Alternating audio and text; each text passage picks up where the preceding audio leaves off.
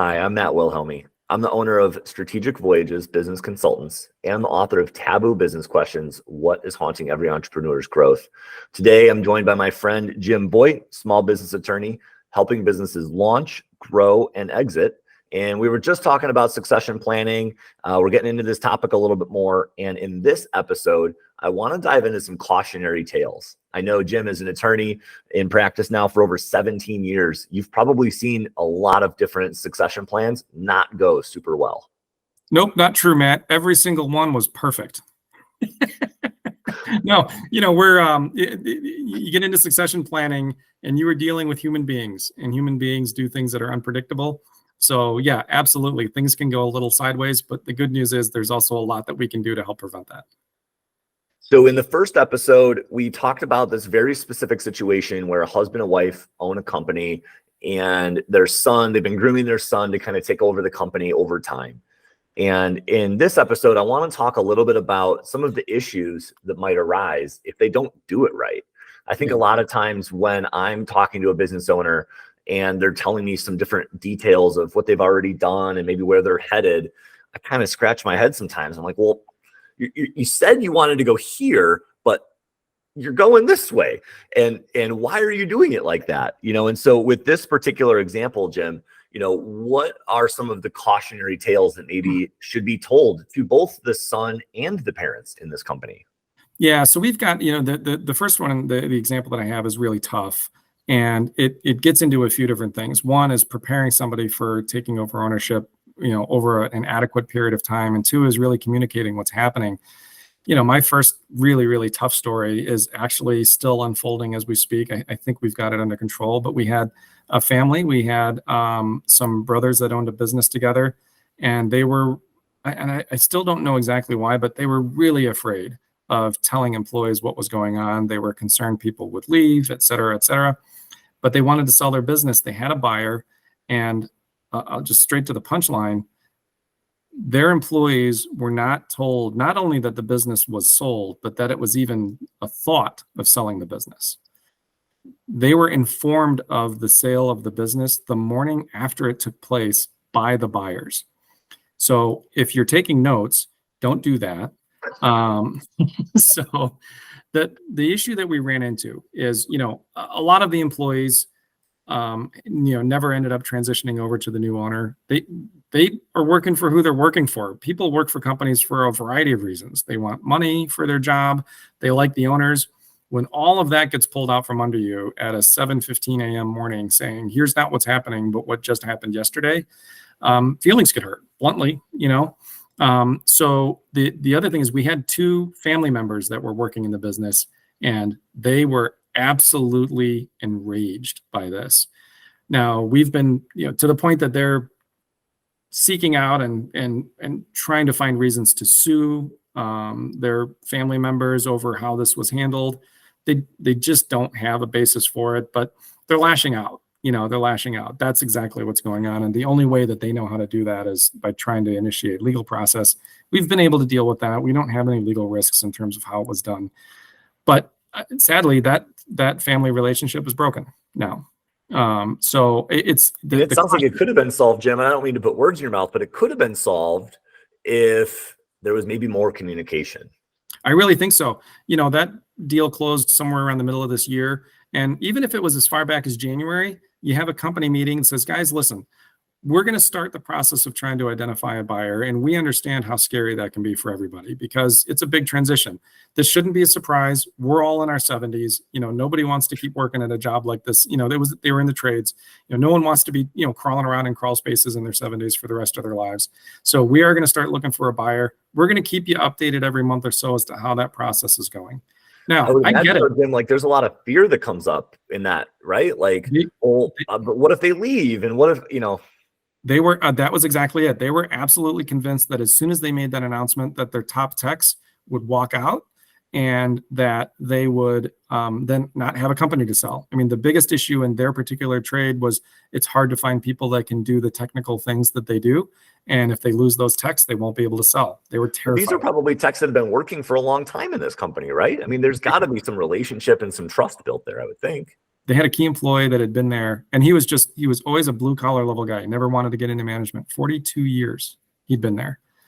He was hurt, he was hurt. And I don't blame him. So yeah, that was, early communication is a big deal. Very few people like surprises. Honestly, people don't even like walking into surprise birthday parties, and that's like 100% good.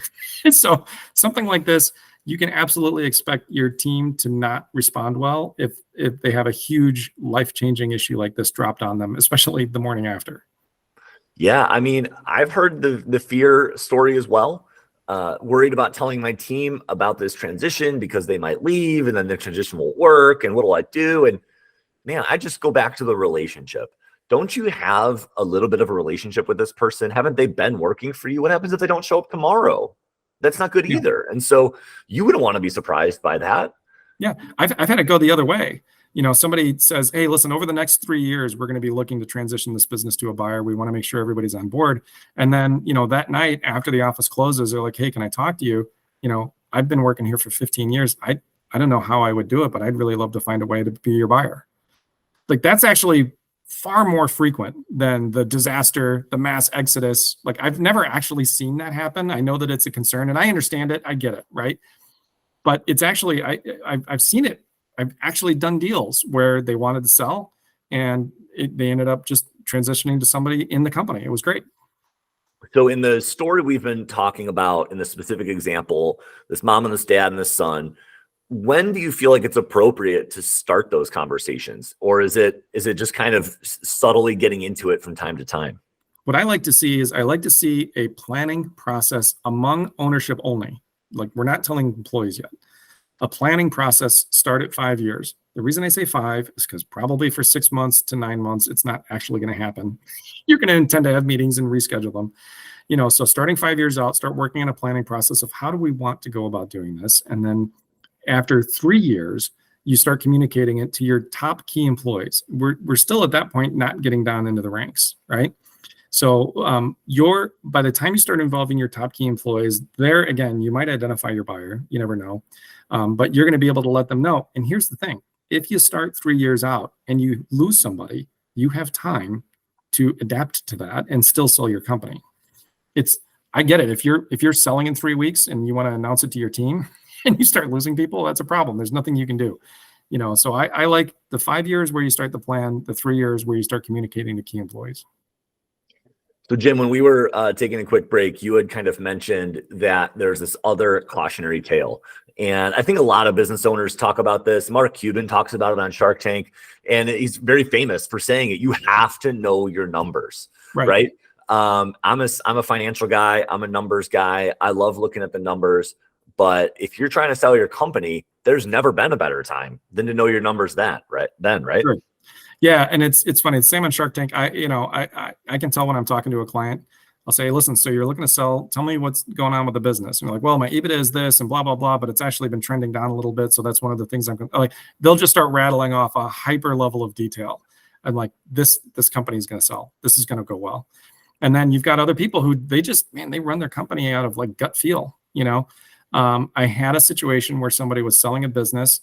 And it was where you like install products like kitchen counters or something like that. You've got to sort of manufacture this thing, and then you have a team that goes and installs it. And they do big jobs, like they'll do a 100 apartment, building. And he had large loans, not large for his business, but $450,000. It was super manageable for his business, but it's still a lot of money. And he just, I don't know why, but he didn't realize that he had to pay those loans off at the closing. He thought he would just keep making payments on them afterwards. And we actually had a deal locked in it was a lot more than what his loan amount was, but the cash at closing was not. The cash at closing was about half of what we needed to pay off those loans. So we kicked into this flurry of activity trying to get liens released, and it didn't work out. Now, that is technically a cautionary tale that ended up going really well. We put the broker back to work, and we had 3 deals come through within an hour about 6 weeks later that were full boat cash up front. For well in excess of what we needed to pay those loans off. However, that was a scary 6 weeks. So yeah, just the fact that he didn't really know his numbers that well. Like I actually ended up logging into his SBA lending portal to find out how much he owed on these loans because he had no idea. He had kind of an idea, but there was one whole loan that he forgot about. So, well, it sounds like there's a little bit of not knowing your numbers, Jim. And then there's also just like not having any idea of this process. yes. And that's an issue. I don't necessarily blame a business owner for not understanding the process, but I'll tell you this. I had another call with a client earlier this week that wants to sell her business.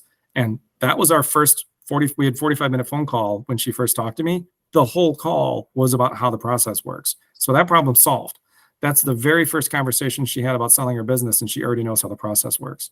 So yeah, it was, whether that's a little on the broker or not, it's, yeah, he just didn't understand the process of selling. And to be totally honest, he didn't quite understand the concept behind his loans. Yeah. And I mean, not every client uses a broker. And so, they might call you first. Right. Maybe they call me first. They're like, Right. well, I need a numbers guy, or, well, they might have already found a buyer, right? They worked up something on a back of a napkin, and they're like, I need to call an attorney to make it legal. You're like, whoa.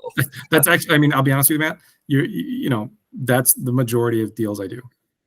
Everything is. I mean, I can imagine that, people get excited. They start talking to somebody that they really like. And then before you know it, they've agreed to things and they come to you and you're like, well, actually, it doesn't quite work out that way. If we had this conversation 3 weeks ago, we would be doing this instead, kind of a deal. Yeah. And it happens all the time. Yeah. So part of it's not knowing your numbers. Part of it's not knowing the process. There's this third component to succession planning that comes in with the person you think is going to come into the business or is in the business and is going to come up. And maybe they just don't want to. Maybe they can't. Maybe they have some issue in their life and their background where for whatever reason, they're just not legally able to, or they just find another job. And all of a sudden your safety plan, your person that you had been counting on is no longer interested. Yeah, so we actually, this is funny. It's not actually a cautionary tale. The woman I just talked about who wanted to sell her business in our first conversation was process. She must have just done this instinctually. She had 2 key employees that she already discussed it with, and they both said, they're like, I like working here, but I don't really want to be a business owner. So it was great. So, but it addressed your question of it is shocking the frequency with which people make massive assumptions about huge life decisions for other people that are in their company, especially when they're family members. Most family businesses kind of operate under the assumption that you're going to be transitioning to your kids. But you can run into some problems. One, the very awkward situation that makes Thanksgiving awkward is they don't want to, and you never talk to them about that. The other one that's really tough too is sometimes you're transitioning to a kid that, may not have the financial wherewithal to take over the business. There's some technical things that you have to do. So for example, if mom is leaving as an owner and the daughter is taking over as an owner, and there's a $2.5 million line of credit that's utilized, 1.7 million of it, the bank is going to want to have a replacement personal guarantor on that, or maybe the landlord will, right? And if that child doesn't financially qualify, that could be a big problem. So you can have outside forces that have nothing to do with you just didn't talk to your daughter about it soon enough. You did all of that right, but then we never actually checked to make sure, can your daughter do this? Forget if she wants to. Does she have the ability to? Yeah, I mean, I feel like it's a really awkward conversation, right? Well, I know you said you wanted to, but can you show me your bank statements? And maybe that's where the mediary comes in, where, they hire an attorney like yourself. Maybe they hire a business consultant like me, somebody in the middle that can maybe be a little bit more tactful about some of those questions and almost separate it. I worked in family businesses, Jim, where these types of conversations need to happen, but both sides know that they don't need to see the personal tax returns of the other person, because maybe they have a spouse and, don't worry about what the spouse does. Right. And so then it becomes like, well, just make sure that like Matt's made sure it's okay. Or maybe in your situation, it's like, as long as Jim says it's good, then we're good to go.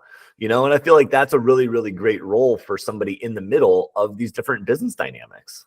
Yeah, our role, your role in helping somebody through transition as well as mine, we have that absolute advantage, especially too, when you have a seller that really wants to sort of ask those tough questions to their kid, but how do you do it? And my answer is very simple. Don't. Nobody likes lawyers anyway. Just have me do it. So, people expect me to ask uncomfortable questions, right? The only reason I'm involved is because some of this stuff is challenging, right? So yeah, absolutely lean on your advisors for that stuff. I mean, we're not asking you. Hopefully it happens sometimes, but we're not supposed to be family therapists. But yeah, lean on us for that tough stuff. That's what we're here for. That's exactly right. So, Jim, we just went through some cautionary tales for succession planning. Really appreciate your time. We're going to dive in this next episode into some solutions. And so, just to remind our audience, Jim and I are talking about a family ran business, a mom and a dad. They've got a son they're kind of bringing up in the business. And there are some issues that you and I have seen kind of come up. We've talked about a few of them. But in this next episode, we're going to talk about what they really should be doing and the solutions for their succession plan. So stay tuned.